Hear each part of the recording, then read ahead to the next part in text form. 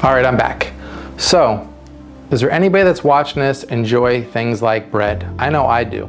I love all different kinds of bread, but I realize sometimes they're unhealthy carbs. And I got my hand here, two important things. I have Italian bread, which I like because I am part Italian, and I also have some organic seeded bread, and I eat both of them. But I eat this much less than I eat this. So if I'm gonna have a sandwich or something.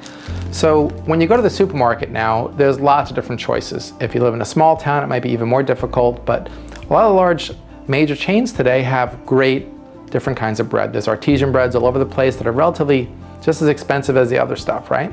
So when you're looking at bread, and you're looking at the back label of the bread, we want to find things that don't have refined sugars, right? We want to get rid of those things, the things that are processed, like these things. But sometimes I like this, but most of the time I eat this.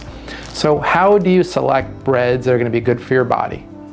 Well, get rid of the unbleached stuff, okay? And focus on the more whole grains, right? The whole grain stuff. And certain people I know have gluten tolerances, and there are spelt breads. There's even spelt like English muffins today. There's multi-grain stuff. So there's options out there. There's actually gluten-free stuff today.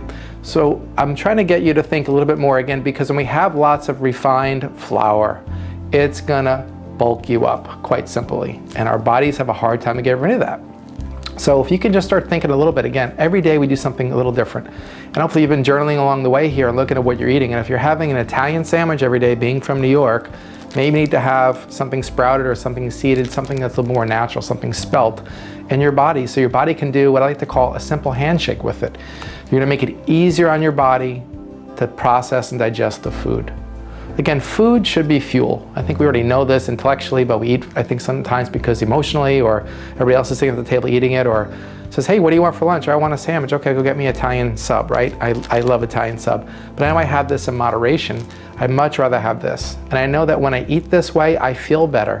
When I have my Italian sub, sometimes I'm a little bit tired, lethargic, sometimes you can get cranky, having all that processed meat that has lots of salt on it, and you wonder why you're getting a little sluggish, you wonder why you're adding a couple annular rings around your body, like a tree, right?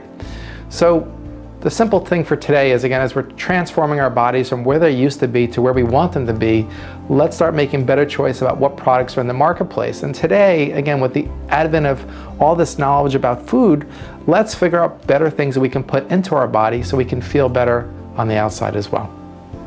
I'll see you soon. Take care.